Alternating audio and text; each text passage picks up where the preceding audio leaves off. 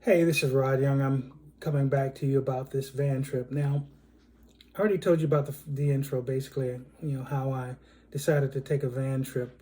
So I'm flying in from Delta to San Diego, and I decided to get a hotel. I stayed for 2 days.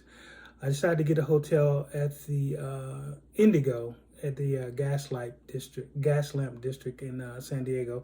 Not too far from the stadium, not too far from from the from the bay where you could actually walk and tour, see some of the tourist sites. So I was there and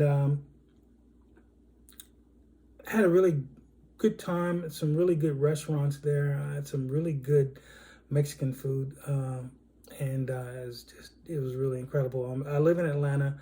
We have Mexican food in Atlanta, but it was just not the same as it was in San Diego. Enjoyed that. So now, as far as this van is concerned, I had already booked the van, and I was going to be in San Diego 2 days, just going, touring and trying to get provisions for this van. Now, when when you've never done a van trip and you don't really know what to get, you kind of make a list of things that you think you need, but as time went by, I realized I needed other things. So you need propane for heaters. And I didn't find that out till much later. You need blankets, pillows, food. The van actually has a grill, so you could cook. So you need to buy, eggs and salads and condiments, and it's almost the same stuff that you would need to stock a kitchen. So it was very, very interesting. So during the time I was in San Diego, I decided to, start packing or start buying the things that I needed for this van. So I would go to the Walmart and I actually got some of these things. And, you don't realize, if you've never done this before, you don't realize everything you need to get. You can Google this stuff, but you just won't realize it until you get it. And I'll talk about that a little bit later. But got all the things that I needed. My second day in San Diego, I Ubered to the van place. It's a company called VanCraft. And of course, I went there and I saw my van and I picked it up, and I kind of knew what it would look like. Well, it looks like I made it to my new abode, my new hotel. It's a driving kind. I had to buy some comforters and a couple pillows and pillow covers because I didn't want to use theirs. So got everything in here. Got my stove, got my fridge. Just came from Walmart, so I'm pretty stocked with eggs and butter and water and stuff there. And then I've got hand meals, meals that I can actually cook quickly on the stove. And I got my seasonings and starters, and all this is from downstairs. I need to put that on the windows in a little while. But that is pretty much it. So hey, I'm here. Before, but it was really a nice van. It's a Mercedes Sprinter van, and it had a nice bed, had kitchenette, sink, lots of storage, place where I could put my clothes and my electronics and stuff. Of course, I carried phones and cameras and stuff like that. So really nice van. So I pulled out, got on the road, and started thinking about what I need to do. So I ended up going to an REI because I did not have everything that I needed after speaking to the people in the van. company.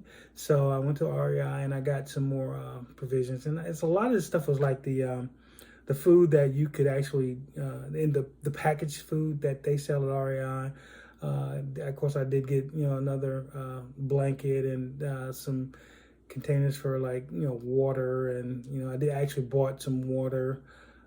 And the van actually has a shower, but you have to go outside to use it, and it's really cold, so I wasn't going to try to do that if I could avoid it. So it was, that's pretty much what I had to do. So I'm in the van. So I don't live in California. I'm from Atlanta, but I'm originally from Louisiana.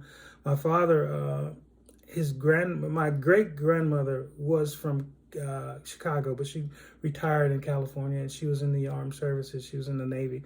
So she passed away a while back, and I decided, I had never gone to her gravesite, which is in California, in one of the naval cemeteries there. And so I decided to visit her on my way to Joshua Tree.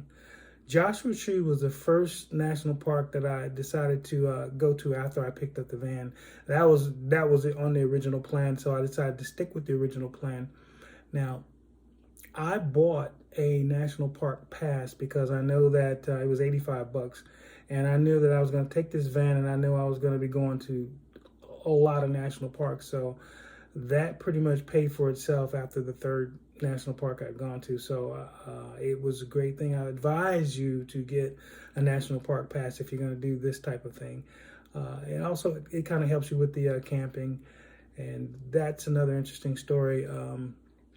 Campsites sometimes are difficult to rent, and sometimes they're on their first come first served basis. So you got two types. You've got the ones that take you 6 months in advance to book a reservation, that I obviously couldn't do because I kind of started my trip and planned my trip later. And you've got the ones that are basically first come first served. Joshua Tree was an exception to both of those. I was able to find it's called Indian Campground, where they had slots available in December, and I was able to book one of those like a few days before my trip. So very, very happy about that, because I wanted to have a regular campsite before I started doing what I really came to do, and that was the dispersed camping, where I camped out in the middle of the woods, no reservations, no anything, and it was totally free. So that's ultimately what I was trying to do on this trip, just to be alone, get out somewhere in the middle of nowhere, and just kind of experience the wilderness and experience, America. So, and that's what I did. So when I went to Joshua Tree, I got to my campsite. Really, really nice. I got there late, so I really couldn't see everything.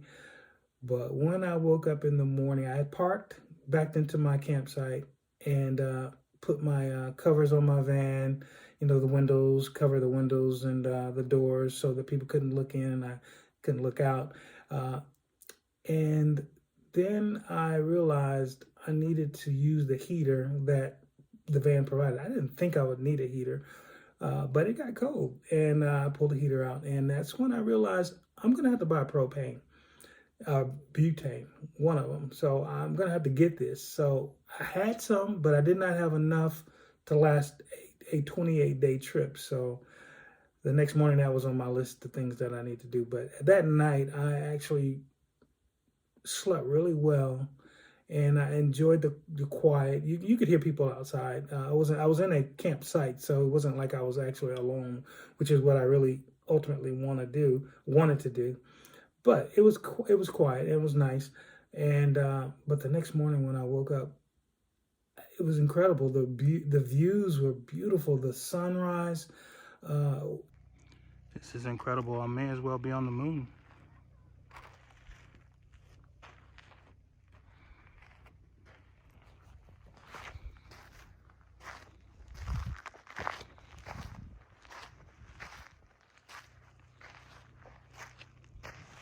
I didn't see all of this stuff when I was actually coming to the site because it was totally dark. And I'm on these dirt roads and it's dark, and I'm like, well, man, I can't see anything. But that next morning, I did not realize how beautiful it was, and it was absolutely gorgeous. So here I am at Joshua Tree, waking up to this beautiful, beautiful scenery. So I'll tell you a little bit more about the Joshua Tree campsite and the Joshua Tree Park next video.